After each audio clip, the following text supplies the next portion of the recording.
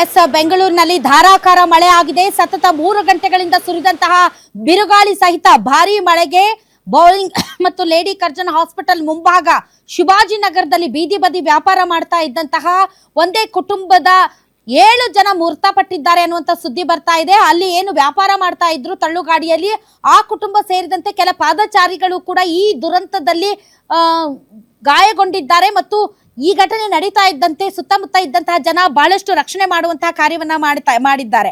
ಇನ್ನು ಬೆಂಗಳೂರಿನಲ್ಲಿ ಸುರಿದಂತಹ ಭಾರಿ ಮಳೆಗೆ ಹಲವಾರು ಕಡೆ ಬೇರೆ ಬೇರೆ ಘಟನೆಗಳು ನಡೆದಿದೆ.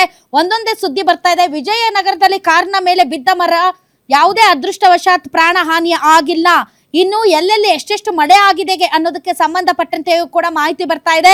ಸಂಪಂಗಿ ರಾಮನಗರ 39 ಮಿಲಿಮೀಟರ್ ಮಳೆ ಆಗಿದೆ. Pulkesh Nagar, Bommanahalli, Cottonpet, HSR layout, BTM layout, Marathahalli, ಹೀಗೆ ಬಹಳ ಕಡೆ ಸಿಕ್ಕಾಪಟ್ಟೆ ಮಳೆ ಕುಸಿದಿದೆ. ಈ ಧಾರಾಕಾರ ಮಳೆಗೆ 7 ಜನ ಸಾವನ್ನಪ್ಪಿರುವಂತಹ ಸುದ್ದಿಯೂ ಕೂಡ ಬರ್ತಾ ಇದೆ. ಈಗಾಗಲೇ ಸ್ಥಳಕ್ಕೆ ಪೂರ್ವ ವಿಭಾಗ DCP ಮತ್ತು ACP ಇನ್ಸ್ಪೆಕ್ಟರ್ಗಳು ಅಗ್ನಿಶಾಮಕ ದಳದೊಂದಿಗೆ ಭೇಟಿಯನ್ನ ಕೊಟ್ಟಿದ್ದಾರೆ. ಆನಂದರಾವ್ ಸರ್ಕಲ್ ಹತ್ತಿರ ಸಿಕ್ಕಾಪಟ್ಟೆ ಟ್ರಾಫಿಕ್ ಜಾಮ್ ಆಗಿದೆ. ಸಂಚಾರ ದಟ್ಟಣೆಯಿಂದ ವಾಹನ ಸವಾರರು ಪರದಾಡ್ತಾ ಇದ್ದಾರೆ. ಇನ್ನು ಬೆಂಗಳೂರಿನ HSR ಲೇಔಟ್ ನಲ್ಲಿ ಧಾರಾಕಾರ ಮಳೆಯಾಗಿದ್ದು ತಗ್ಗು ಪ್ರದೇಶಗಳಿಗೆ ಮಳೆ ನೀರು ನುಗ್ಗಿದೆ. ರಸ್ತೆಯಲ್ಲಿ ಭಾರಿ ಪ್ರಮಾಣದ ಮಳೆ ನೀರು ನಿಂತಿದ್ದು ಮಳೆ ನೀರಿನಲ್ಲಿ ದ್ವಿಚಕ್ರ ವಾಹನಗಳು ಮತ್ತು ಆಟೋಗಳು ಜಲಾವೃತವಾಗಿದೆ. ಸೊ ಒಂದೇ ಒಂದು ಮಳೆಗೆ ಬೆಂಗಳೂರು ಯಾವ ರೀತಿ ತತ್ತರಿಸಿ ಹೋಗಿದೆ ಅನ್ನೋದನ್ನ ತಾವು ನೋಡ್ತಾ ಇದ್ದೀರಿ.